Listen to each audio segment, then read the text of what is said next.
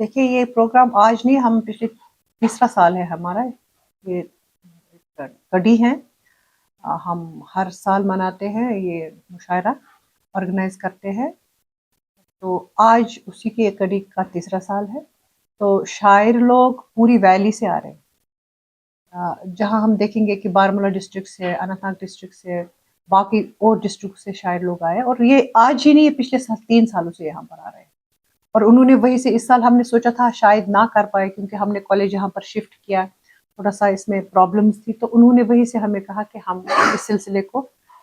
जारी रखें। तो बहुत खुशी हुई, और इससे बच्चों को भी एक थोड़ा सा, जो आजकल के बच्चों में हमने देखा है कि साइकोलॉजिकल जितनी भी प्रॉब्लम्स हैं, एक एस्केप मिलता है, एक कैथारसिस होती है उनकी। तो जब वो देखते, और इस मुझे लगता है इस इतनी शायरी जो इतने बहुत अहम पाए की शायरी जो थी यहाँ पर, जो शोरा ने अपने शायर सुनाए, शायद ही बच्चों को समझ आए, मगर एक लेवल उनको छू गई है, एक स्टैंडर्ड बन गया है कि शायरी कुछ है, ये कोई ऑर्डिनरी सब्जेक्ट नहीं है सिर्फ हम गुनगुनाएं। तो उनके दिमाग में भी ये आया है कि शायर लोग जो होते हैं ये कोई ऑर्डिनरी लोग नहीं होते हैं, इनका जो मकाम है बहुत ही बुलंद होता है, उनकी सोच जो होती है बहुत बुलंद होती है, और उनके जो आइडियाज है जो शेयर उन्होंने किए हमारे बच्चों के साथ, इससे एक वो क्या कहते हैं, डाइवर्सिटी, फ्लेक्सिबिलिटी, वो सब बच्चों में, डायनेमिक्स जिसे हम कहें, बच्चों में डेवलप हो जाती है। और सबसे बड़ी बात है कि इस हसल एंड बसल दुनिया से एक अलग दुनिया में बच्चे कुछ लम्हों के लिए मुंतकिल हो जाते हैं, और उनका जो साइकोलॉजिकल प्रेशर्स है डे टू डे वो कम हो जाते हैं। जी, बेसिकली अगर हम कश्मीर में देखें तो जब भी हम मुशायरा करते हैं तो हम 2 ही जुबानों में करते हैं, कश्मीरी और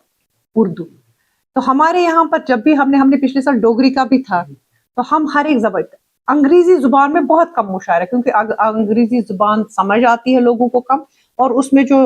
वजन बहुत कम होता, अक्सर हम गुनगुना नहीं सकते, उसका म्यूजिक सबको पता नहीं है। तो मगर हमने यहाँ पर वो भी किया है ताकि बच्चों को ये भी पता चल जाए कि ये जो अंग्रेजी हम पढ़ते हैं इस जुबान में भी कितनी फ्लेक्सिबिलिटी। बाकी रहा कश्मीरी और उर्दू, उसको तो फरोग मिलना ही है, क्योंकि हमारे आपने देखे जितने भी शोरा थे, ज्यादा से ज्यादा शोरा जिन्होंने बोला अपना कलाम पेश किया वो